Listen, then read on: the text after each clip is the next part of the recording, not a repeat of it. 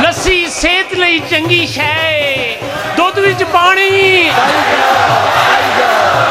ਔਰ 2-3 ਬਾਲ ਤੇ ਸਿਰ ਤੇ ਰਹਿ ਗਏ, ਫਿਰ ਵੀ ਕੰਗੀ ਵਾਈ ਜਾਓ ਵਾਈ ਜਾਓ।